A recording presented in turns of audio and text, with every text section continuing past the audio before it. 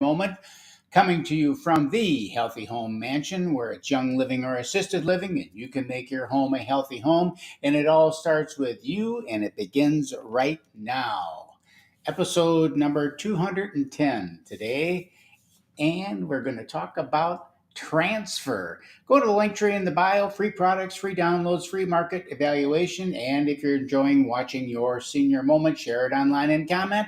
Likes are nice and appreciated. Shares with comments are super duper. Look at the numbers: 10,430 push-ups, sit-ups, and deep knee bends. Toe touchers program to date: 2,080 so far this month. 2,480 is the goal for the month. Only 400 left in the month, kids. 27,290 is the goal for the program. Ooh, transfer. All right, when I think of transfer, the first thing that comes to my mind is a moving company. When I was a kid, many trunking companies were referred to as moving and transfer companies. Webster says transfer is to move something or someone from one place to another. So moving people and goods from one place to another. The airline industry and buses are also in the transfer business. Now we call it logistics, supply chain management. But it's still the same process of moving goods from point A to point B, no matter what you want to call it. We also refer to the transfer of disease, our more specifically, our virus that we all have come to know and love. We have heard a lot about that in the past few years. How do we prevent the transfer of the COVID virus? Not very successfully, it appears. Even the most locked down places on earth have COVID to deal with. It seems that to transfer or to move from one place to another is a more of a natural state. You can experiment with it yourself. Fill a glass pan full of water, place a couple of drops of blue food coloring in one end of the pan, and just leave it. Then come back a little bit later and you'll see that the drops of color have spread into most of the water in the pan. No stirring, no mixing, no airflow, nothing. It just happened. We transfer more than boxes, however, and viruses. We also transfer rights of ownership. Have you ever bought or sold a car? There is paperwork involved in order to transfer title and ownership into your name. And if there's financing in place, the car loan company also retains part of that ownership until the loan is paid off and the lien is released. We do the same thing with real property. Tomorrow I have a real estate closing, the formal transfer of ownership of a house from one party to another.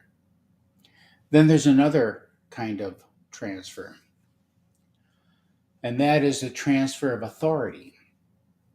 We elect people to represent us. In so doing, we give them the authority to act on our behalf for their term in office. We transfer our authority to them. And that's why we take our election process so seriously. We want to have confidence that those in government have the proper authority.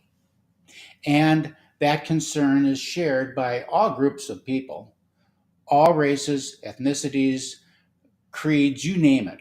Overwhelmingly, we want to be assured that the person voting to transfer authority has the legal standing to do so. Think about your family and your family dynamics. Have you transferred your authority to another family member? Even as a matter of convenience, purchases made on behalf of the entire family. Think of the grocery store. What brand of soap do you find in the cupboard? What kind of cereal is in the cupboard? What cut of meat is served? We vote for mom, and she's our grocery store representative. So when you act on behalf of someone else, or they act on behalf of you, there has been a transfer of authority. That makes transfer a pretty big deal. And here you thought it was only about moving boxes from point A to point B. And that's my senior moment of the day. Okay, so what am I grateful for today? I'm grateful for, look at it is, what is it? It is 17 below zero right now. 17 below zero. What am I grateful for? I'm grateful for cold winter weather here in Minnesota. Why? Because the yin and the yang, when we have cold weather like this, that cold, fresh, crisp air on our face, we appreciate summer even more. So I'm very grateful for the seasons. What are we going to do? Deep knee bends today, kids. Ready? 1, 2, 3, 4, 5, 6, 7, 8, 9, 10.